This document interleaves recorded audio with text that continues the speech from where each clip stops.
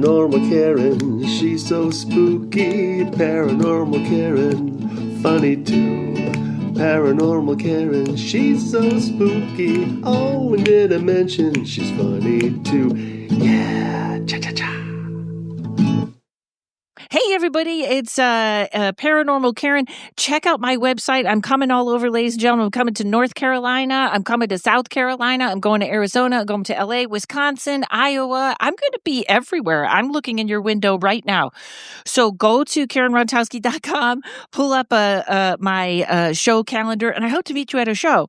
Now, today I'm so excited. Everybody, your sunshine just got a little brighter. Your day just got a little better. I promise you, because today, one of my favorite accounts.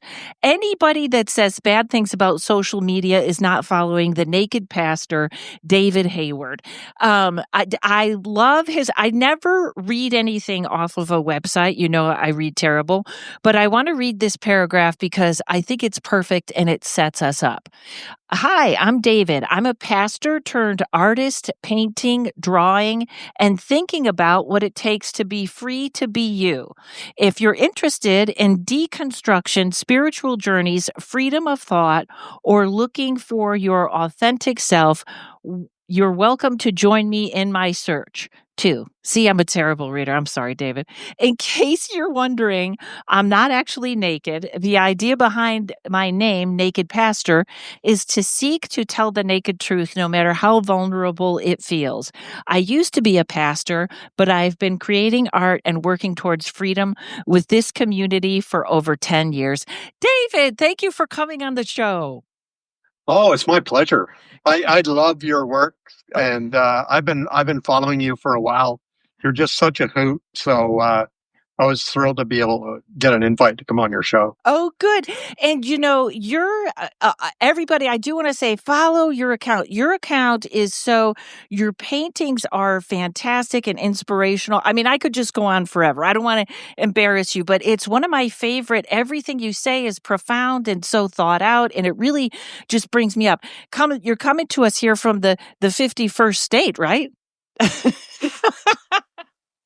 I'm sorry, I had to say that. Well, I'm glad you apologize. I know. Yeah, I'm in Canada. I am. And I'm happy to be in Canada. I'm happy to be Canadian. And I'm very happy that we're sovereign and independent. So yeah, that's how I prefer it. Yeah, I'm not going to lie. My people know I would love to get out right now. It's just not the time. But yeah, we'll see. This particular podcast, folks, you know I tape ahead. We're taping this in June. This is now out in September. So hopefully, you know, we haven't crashed our country yet. But so how did you started out as a pastor, and did you just feel like this doesn't feel authentic? It's not working for me. How did you transition? Okay, well, it's a long story but I'll cut it short. But I grew up very artistic. Like I was always drawing and painting and playing music and all that. And even in high school, I remember my final year. You know how you sign all your friends' yearbooks and everything when you're graduating, and everybody says, "Oh, we're going to see your art in the museum, or we're going to hear your songs on the radio," and all that. And then what did I do? I went into theology. Like what? I kind of ended up there because a bunch of my friends were going, and so I went to this college, studied theology. Then I went to a seminary and studied theology, and then I went for my PhD to study theology, and then I just sort of ended up in the ministry. Like I just kind of woke up one day and found myself there, and I never planned on it, and never felt a call or whatever. I just did air quotes. But there I was in the ministry in the Presbyterian Church in Canada. And then I was in all different kinds of other churches too. And I was in there for cheapers, 95, 25, about 30 years in the ministry, and realized I could not continue growing in the way I wanted to grow in that context. And so the only way I could figure out how to pursue my journey of authenticity and freedom was to leave the ministry. And so I did that in 2010. Now, in 2005, I started the blog Naked Pastor, and I just decided, okay, I'm going to put all my eggs in that basket and see if it'll work. And so that's what I've been doing to this day. Yeah. Wow. Wow. Yeah. And you also, we're going to talk about your book coming out at the end, but all your, so I have worked in Canada. The joke here is like how nice Canadians are, which has also been my experience. I worked a winter once in Winnipeg, and Okay. yeah, 60 below. Why'd you go? I know. I was going to say, of all the places to go in the winter. And there was 9 people in the hotel, and every night the same 9 people came to the show. By the end of the week, I was like trying to play my clarinet. I was like, oh my God, they were so sweet though. But I feel like even like when what you're gay, lesbian, pro, LGBT, everything, and you're kind of like what my audience loves and is and probably would still be in the church if it was that. Did you find that you had to veer away from the church, or is it more accepting of that kind of thing in Canada? Well, no, Canada is more accepting, and we have more laws and everything protecting same-sex marriage and same-sex relationships, and trans people are protected.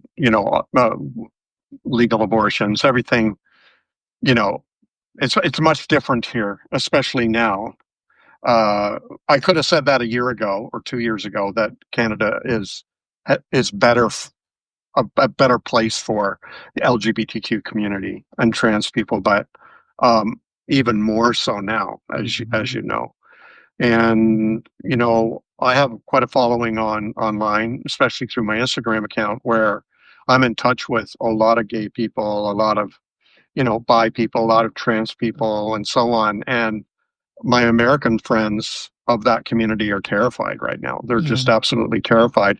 And they're actually asking if they can come up here and sneak up here or come and, stay or whatever. So, yeah, it's, and the denomination I was in, after I left the ministry, it was like the next year they voted to not be affirming. Oh. So there's still, even though it's like, for example, conversion therapy is illegal in Canada, and same-sex marriage is legal and all that kind of thing, there are still a lot of religious folk and others who are homophobic or transphobic or whatever. So there is that. We have that here. That's why we have to have laws, right? Yeah. And so yeah, it's present here for sure, and especially in certain churches. But like a voice like yours that is so positive and not yelling is really helpful. And I do feel like you're somebody that like, I almost want to say, to point to, I don't know how, well, I do kind of know it's a political thing, but I know how this country went off the rails, and it kind of started with Reagan when he pulled in that right. It was so heavy. He pulled in the religious right. It wasn't a part of politics, and he pulled it in. But I do like, if there's any way, I do think these people are terrified here, and I don't blame them. And I'm in the safest position. I'm a white old lady, and I'm afraid. I want to get out, but it's just I think Trump was that great mirror that a lot of countries walked by and went, "Oh, I don't want to look like that. Let's go the other way." So, because you did have a guy running that over here, because we're so self-centered, they said he got beat because you guys didn't want a Trump. Was that kind of true? Yeah. Wow. Yeah, I would say so. Pierre Poilievre, he's a conservative leader here, and my opinion, and it's many people's opinion across Canada, is that he was mimicking Trump because he saw how successful he was, and it backfired. Great. And yeah, great. It is great. It backfired on him. Yeah, and I don't even mean to get political, but in a way, your stuff is kind of political. It's gorgeously political. Your cartoons and the way you put Jesus out there, like I agree. I have this. I don't know if this is a bad thing, but I always say I feel like I talk to Jesus every day. I don't think I would ever call myself a Christian.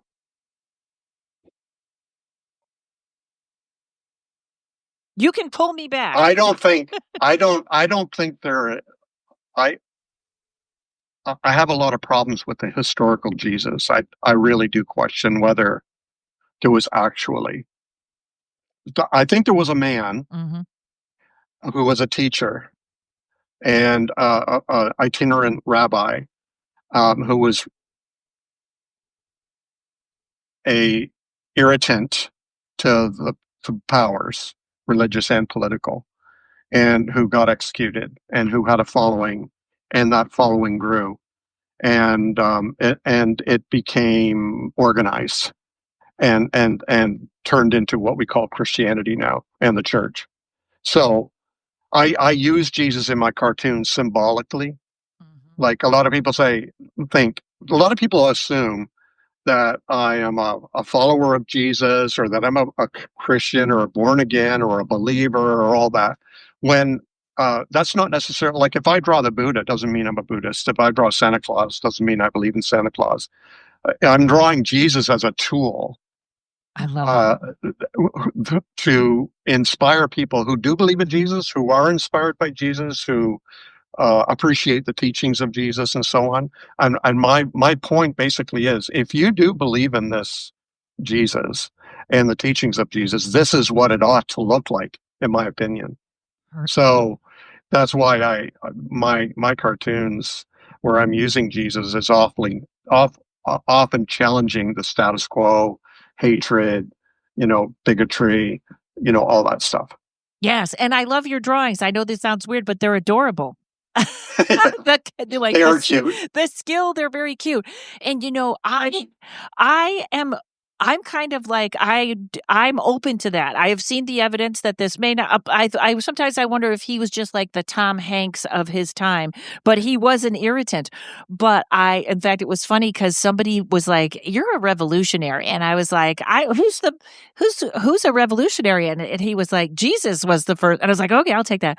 But I think the words, and this is what amazes me, is people will quote things out of the Bible and kind of put them in their own context. But the words of what Jesus said, I think, are really like, if it was Jesus or whatever, that translation, that part always seems really, really good to me. I really think that's usually very clear. Even I was trying to say to someone the other day, and of course I'm not a scholar, you would know, but didn't on the Sermon on the Mount, didn't Jesus kind of say, keep your religion to yourself, or keep it like don't go? How did he say it? Do you know the quote I'm trying to get to? Not exactly, but the Sermon on the Mount was all about action. Okay. Was it about Yeah. there's something I can't remember. I should have had my notes. Oh, are you thinking of when you pray, don't do like the Pharisees who pray on the streets, Yes. out loud, performative kind of religion? Yes. Yeah, exactly. Isn't that exactly what, well, I feel like that's exactly what the right is doing, but and also I think the more we find out about Mary Magdalene, I think she was his wife. There's a lot of speculation about that. Right. A lot of books coming out. I mean, I just reviewed a book recently. It's all about the Gospel of according to Mary. So it's very fascinating. Yeah, Yeah. Yeah. very fascinating. Yeah, it is. And they do also, I mean, there is a real theory out there that there was never a Jesus, or there was that same story has been told throughout time over and over. I always feel like it's maybe it's an energy. You know what I mean? Like, Well, I mean, when you do cross cultural studies, what Jesus, his life, and then what he suffered and experienced and so on, like walking on water and miraculously feeding thousands of people from a loaf of bread, or miraculous healing, or being executed, rising from the dead. All these things took place in a lot of other cultures as well around that time. It was a regional way of communicating meaning. Wow. So Jesus is not the only one. So he sort of fits into um, a cultural way of understanding this person is important, and this person is so important, that they are divinity is imputed to them, you know, and Jesus isn't the only one. Caesar, he was another one who divinity was imputed to, um, because he was so important, right?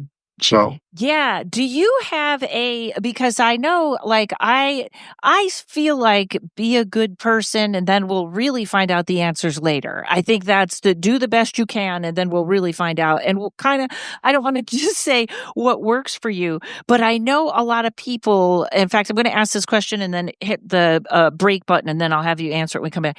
When people believe in gods and goddesses and all that stuff, I don't panic. I feel like we may all be talking about the same source. yeah. Do you feel like that? Like, it's a weird way to say it, but a lot of people see those people as a problem or thinking that as a problem. And I kind of feel like if we do have this all loving energy or God, he's going to be okay with it. He's going to be like, you thought it was that guy, but it was me, kind of thing, or she. Hold on one second. We'll be right back, folks. Hey, everybody. After the Lori Bell episode, a bunch of you guys reached out and said, Karen, where are you getting mushrooms legally online?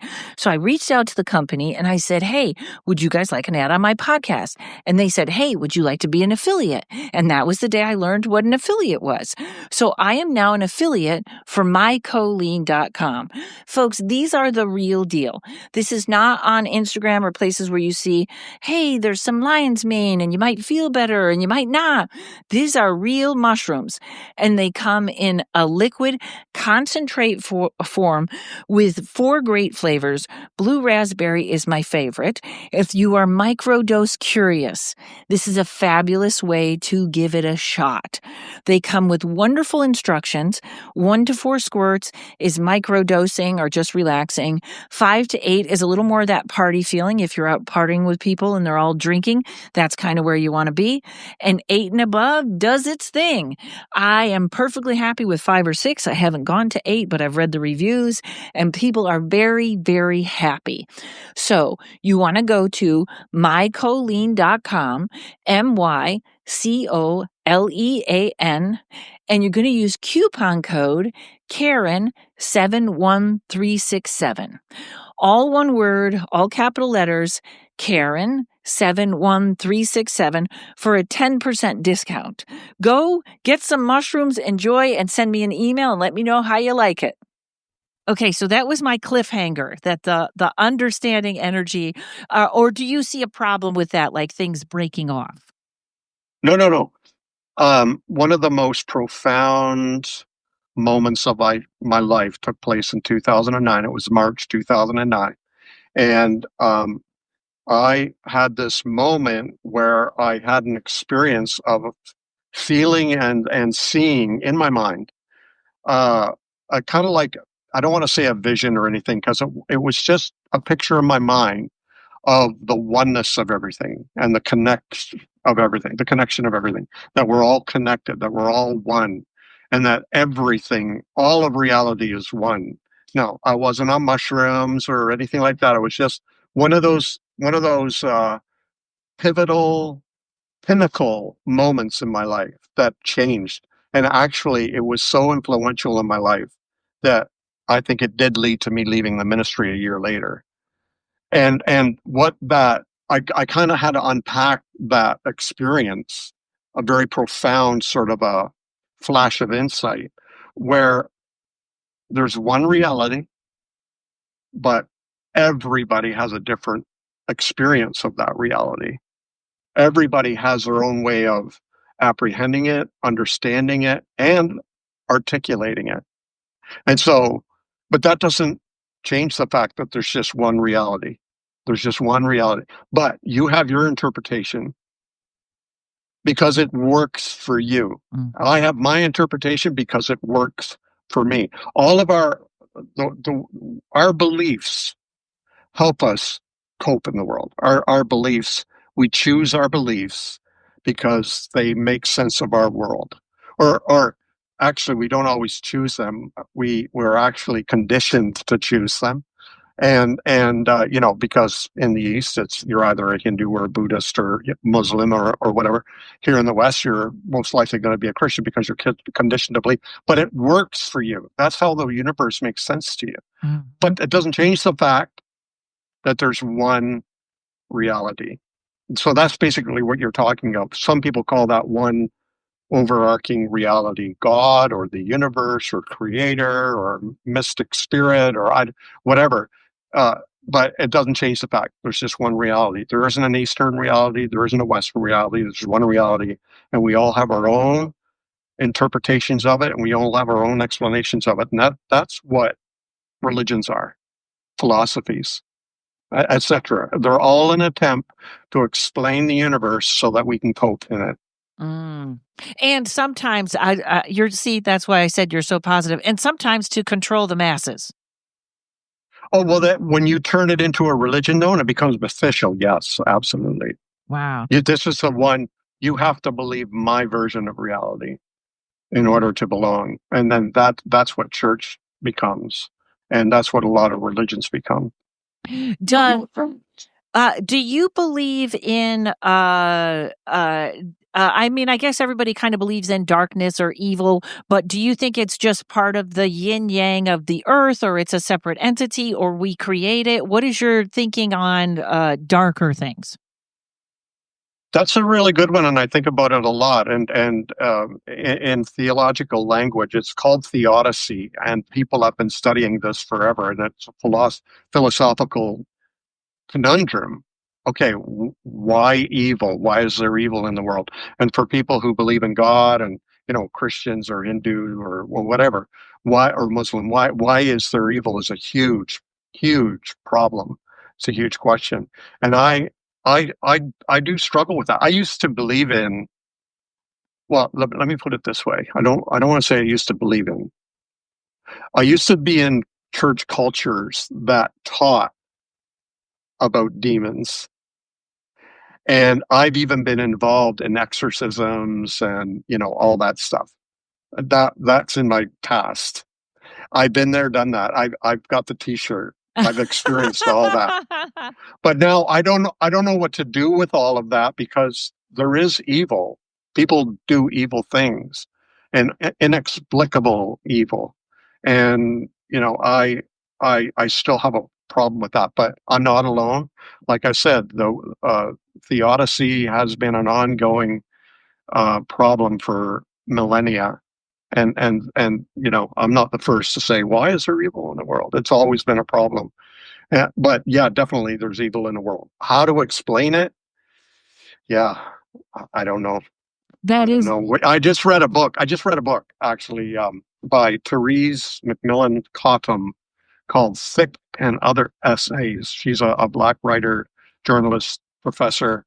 And she said, we must remember that Satan's greatest trick was making us believe that he didn't exist. Yes. And that to me is very, there's something to that, but do I believe in Satan? I don't think I do. But do I believe in evil? Oh, definitely. Yeah, it's kind of funny because I feel very lucky that I was brought up as a Methodist, which was very low key. This wasn't like, I have friends that were brought up Catholic and they are so tortured they can't do the guilt part or whatever, or it didn't work for them.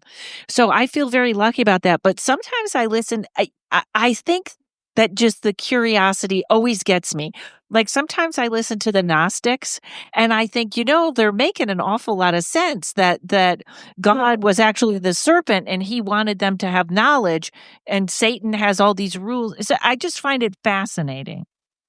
Well, it is fascinating because it's kind of like the Wizard of Oz, where they tear back the curtain and they see what's really going on behind the scenes. So all the Gnostics and all their theories and theologies and myths and legends and stories are all a way of trying to unpack that mystery of what's going on, and which is why the church, the official Christian church, calls Gnosticism a heresy Mhm. because you're allowed to think too much.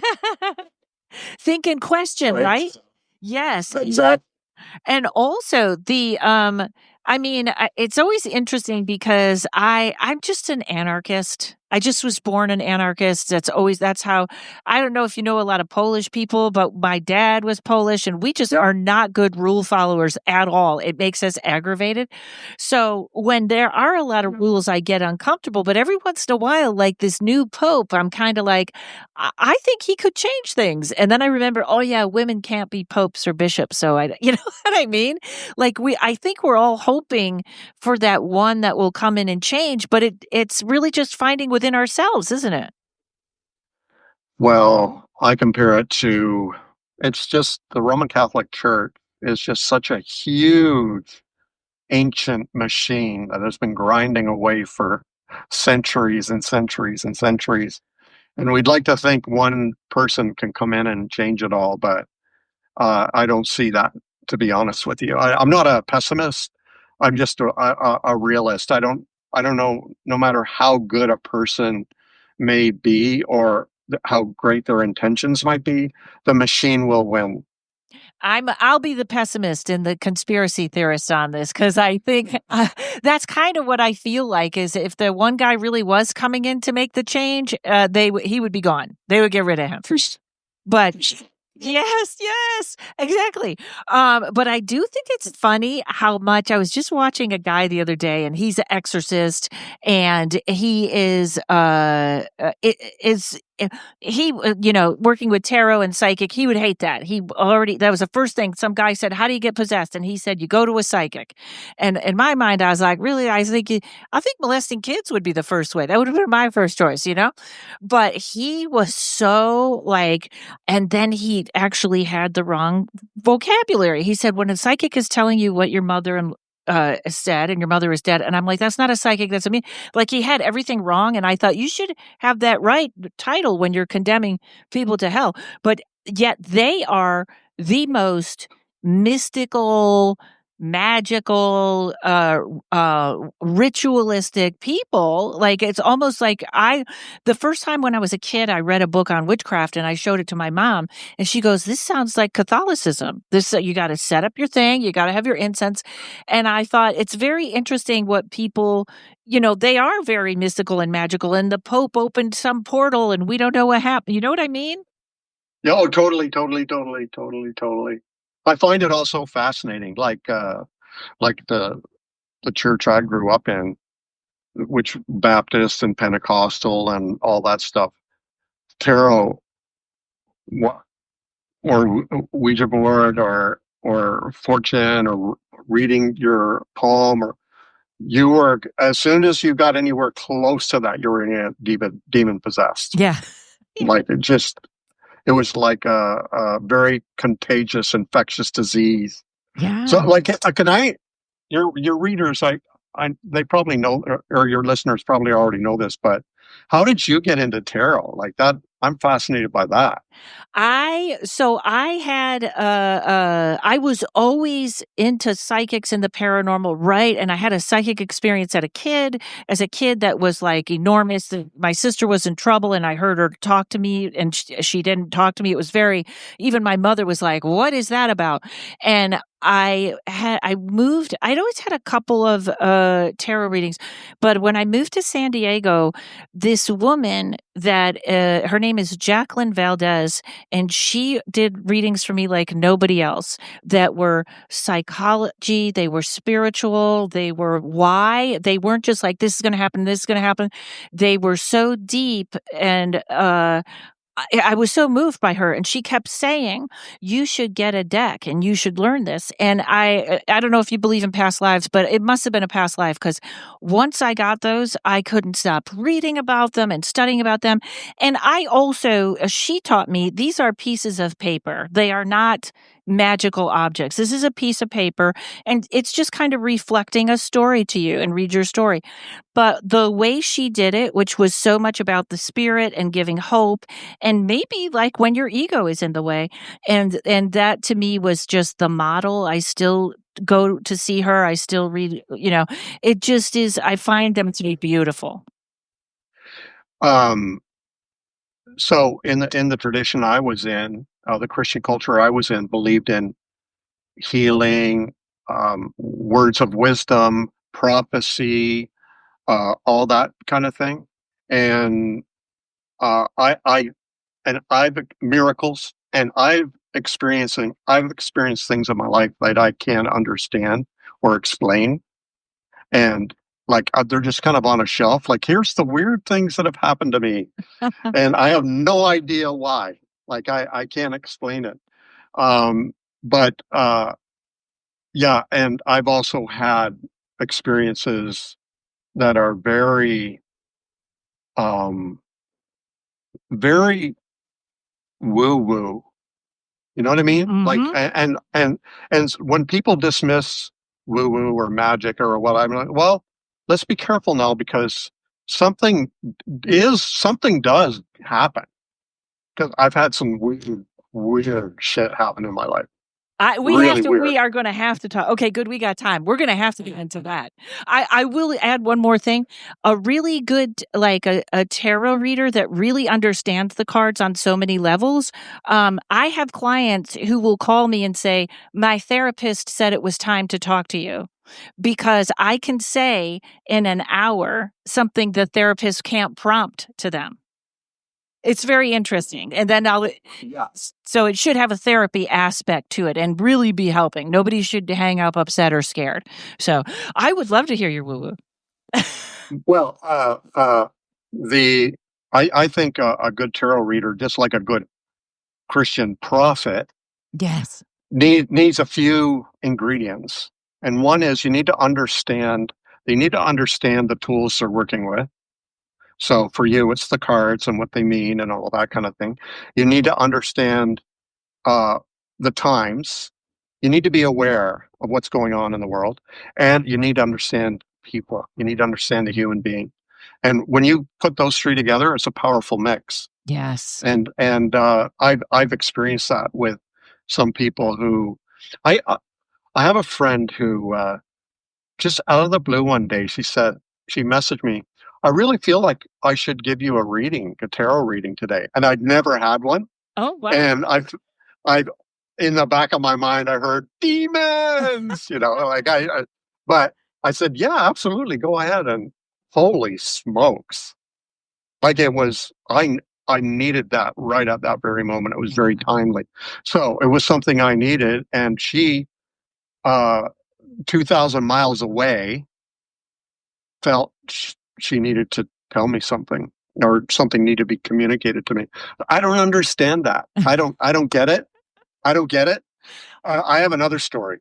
I think that's. You want a break? You're better at keeping time than me. I think that is the we are all one theory, like that you were talking about, where we are so connected, so we can tune in. And she just tuned into you, like there was some subconscious message or something, and she's like, "I got to talk to David. He needs a hermit card." Yes, let me do that. We'll be right back, folks. Hang on. How did you know? Oh, you are the hermit, my friend. All right, folks, we'll be right back. Hi, everybody. Do you love everything paranormal, supernatural, or otherwise spiritual? Well, of course you do. You're listening to Paranormal Karen. If you like some humor sprinkled into your morning commute or wherever you listen to your podcast, we don't judge. We've got the most fantastic paranormal podcast for you. I'm Dana. I'm Matt. And I'm Megan. We'd love for you to join us at Supernormal on YouTube or wherever else you get your podcast fix. Trust us, it's weird, it's wild, and a whole lot of fun. I'm not weird, you're weird. Oh, and you just reminded me of something too. I would love it. So in the Bible, there's sort of this prophet named Agabus. I always tell this story. When I was a little kid, I used to run around and my word, I would say bussa gasa bus, and I would say that over and over and over. And then one day, just out of kicks, I Googled, is there a patron saint of psychics and mediums? And it's Saint Agabus. And nobody knows about him. The Catholic Church doesn't talk about him. They made him a saint. But I always think that's very interesting. It's one of those things they put back in the closet, like we can't really tell them they know how to do this. Yeah, anything that cannot be controlled. Mm-hmm. That's why speaking in tongues is dangerous. Considered dangerous by authority or power. It's because when a regime tries to control speech, and you speak in tongues that's beyond their control. That's why speaking in tongues is so popular in very tightly ruled regime countries. It's interesting, isn't it? It is. It is. It's, I guess we would call that channeling in a way. Yeah, something. Yeah, these new. I have some friends that are like they're channeling aliens, but they're literally doing that and using a funny language, and they're amazing healers. So that would be one where I go, oh, I'm not sure how that works. But yeah, tell me more of your woo woo. I want to hear. Okay, so one of the big things that happened in my life that changed my view was my son Joshua. We have 3 kids, 2 sons and a daughter. Well, my oldest, Joshua, he was like a motivational coach, business coach, all that kind of thing. And he was in a nearby city for a weekend at a wellness expo. And he had a booth and everything, and he was, going to be promoting his business as a sort of like a life/business coach. And he asked for my help, so we went for the weekend. And so I was in this arena, like a hockey arena. In Canada, there are always hockey arenas, and it was packed with booths, full of people. Anything from Reiki to massage to tarot to wands to incense to essential oils to horse whisperers to you name it. My people. Everything.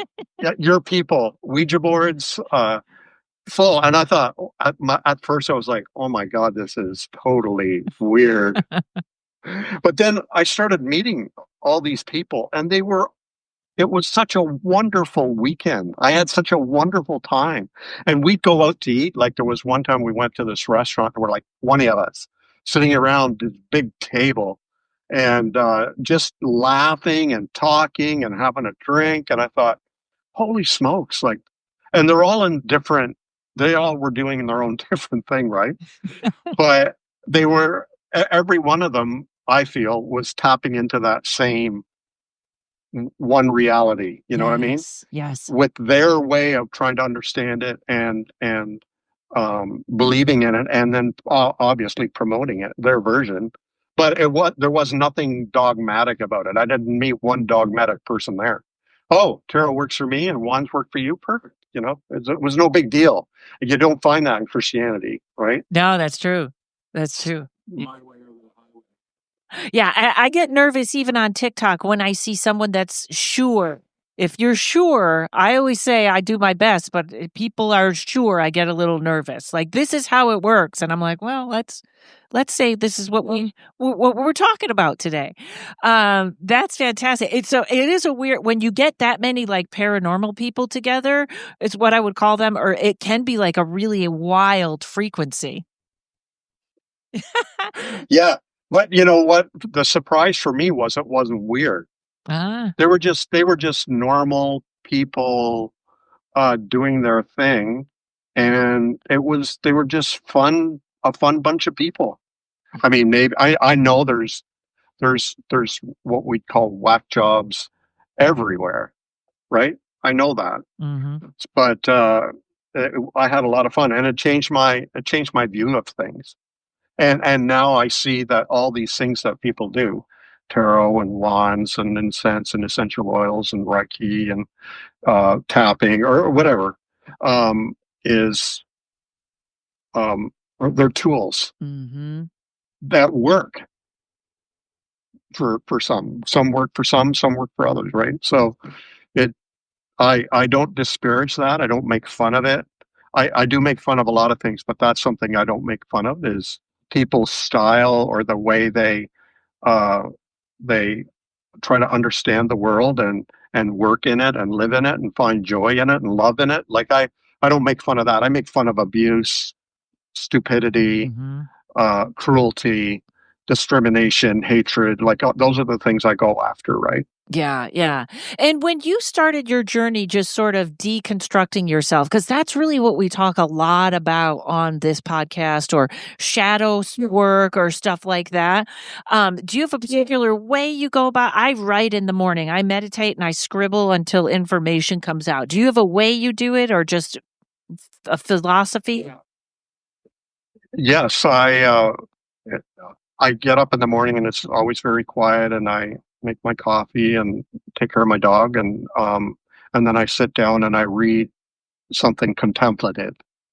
So, like right now, I'm reading Meister Eckhart, who was a German mystic Christian theologian from the 1300s, and highly he's a fascinating individual, very much a universalist, and so on. So I'm reading him right now, and then I write in my journal. And then I do some breathing exercises and meditating and stuff like that. And then I go to work, like I go for a run, and then I sit down and I start doing my art. But something happened to me. I left the ministry in 2010, and it was so traumatic. I didn't realize I wasn't doing well because I'd been in the church my whole life. So I left the ministry when I was 52, left the church as well. And I thought I was doing okay, but basically I was just numb. And my wife actually sat down in front of me and said, "You need help." So I went and got help. And in 2012, I sat down one day and I just started drawing. And I drew. It was a Sunday afternoon, and I drew this picture of a little girl holding up a teddy bear to a big grizzly bear that's towering over her. And I called it Fearless. And my wife was like, "What is that?" Because it was like nothing I'd ever done before. And I I drew her. I said, "I don't know." It just came out of me. And so my wife on the weekends back then, she's a nurse, a palliative care nurse, and she was working every weekend. So on the weekends at night, I would pull out a bottle of wine, put on some music, and I'd start drawing. And it was about 10 drawings in when I realized, oh my God, I'm drawing my own journey. Ah. And it's all, and I called her Sophia, and I drew her every weekend for a couple of years. And I came up with 59 drawings of this Sophia. I never planned it. I would sit down with a pen and pencil and start drawing. And whatever came out, came out. And it healed me. That whole process basically was my story. I call it The Liberation of Sophia.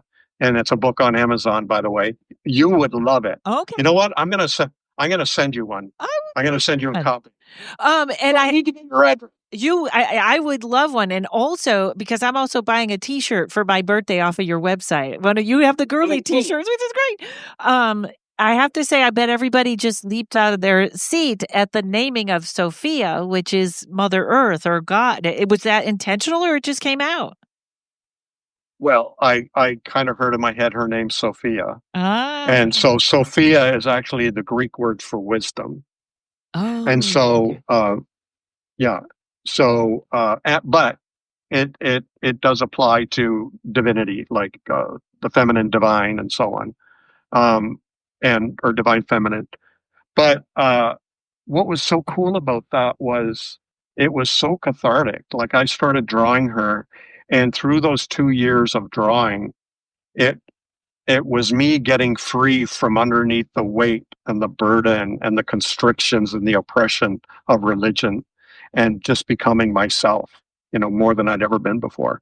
And it took my inner feminine to do that, because it was the inner feminine that was really shut down, and so she came to life in me. It was quite a profound experience. And a lot of people said, "Oh yeah, you were definitely channeling." I'm Yeah. like, "Okay, whatever." But I was channeling from the Sophia within me. You know what I mean? Yeah. So, but also tapping into something much greater that I was not even conscious of.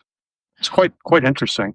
Yes, but also I love that analogy of holding the teddy bear up to the grizzly bear. Like, yeah, I mean, that's just fan. And I can imagine, I mean, being that it was also your job, there were probably so many more limits, or I don't know how to say it. But as a comedian, I can get away with a lot more because people expect me to, I don't know, whatever, be rude or loud or whatever. But as a pastor, probably those limits were tight. Yeah, Oh. for sure. Yeah, I was like in a fishbowl for sure with sharks. Yes, So I know. I love, you know what? I just love what you do though. It's so Ridiculous. what's No. the word? No, it's so funny. Subversive. Oh. Yeah, subversive.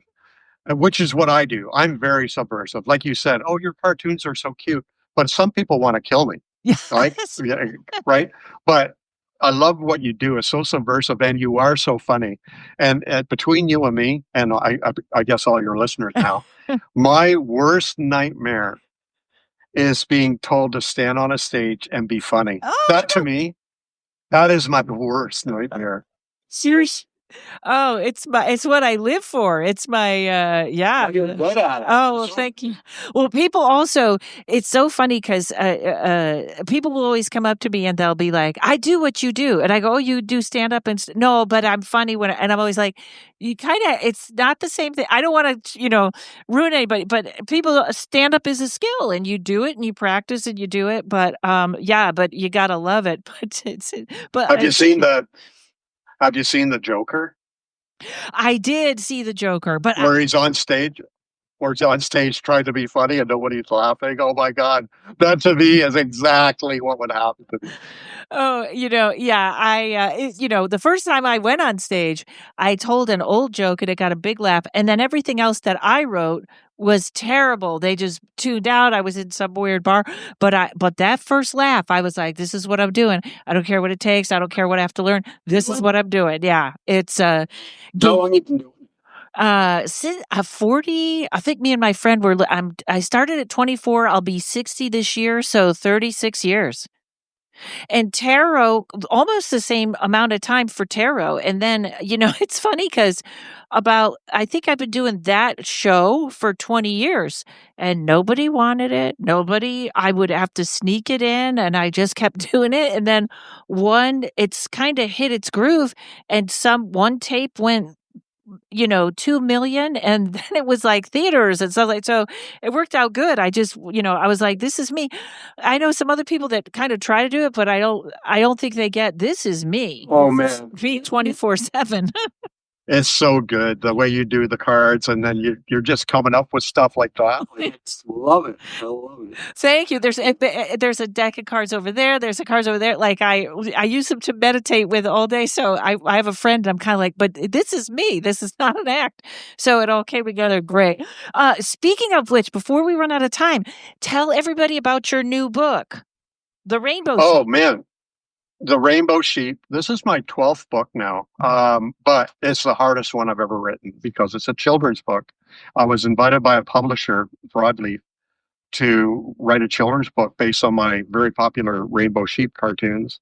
I'm like, yeah, sure, no problem. I'll be able to whip that off. Holy smokes. The writing a children's book is hard work. I can't believe how many times I went back and forth with the publisher just to get it right. And finally, it came out in May, and it's doing really well. It's very popular, and I did both the writing of the story and the illustrations. So it's called The Rainbow Sheep, and you can get it wherever books are sold. So Yeah, I'd and appreciate it if you picked up a copy. It's doing great. It's right out of the gate. It's doing great, isn't it? Yeah. Excellent. So I'm happy.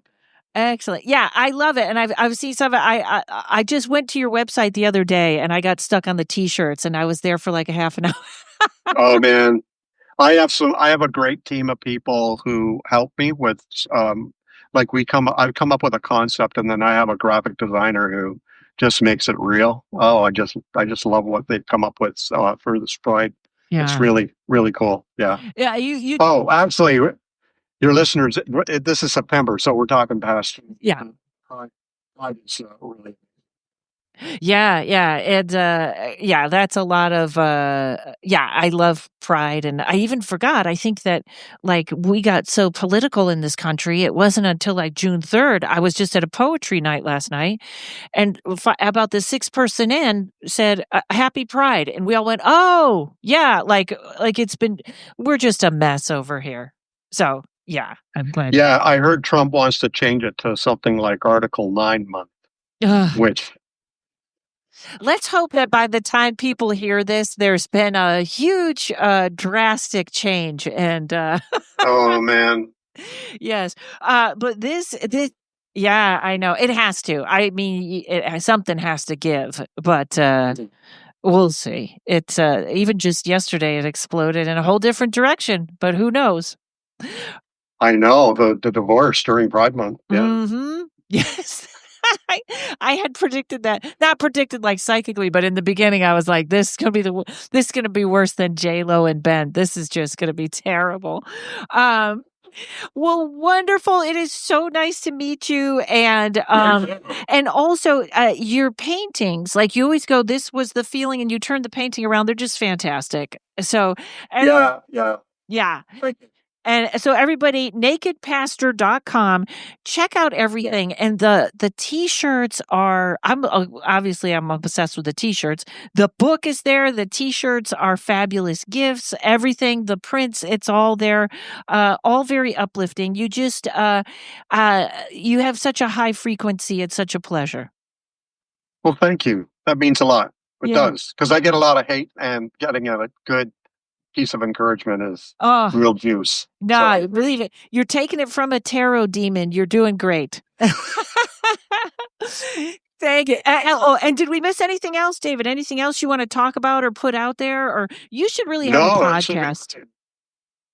oh, I get that a lot, but I have so many plates spinning and I get interviewed 3 or 4 times a week already. Oh. So I don't know. Then You know what? My congregation, I when I was a real pastor of a real church and I had my blog running out, people were saying, "Well, do you read your pastor's blog?" I said, "No, why would we do that? We already have to listen to him every week." So I get that feeling like I'm all over the place, all over the internet. My cartoons are everywhere.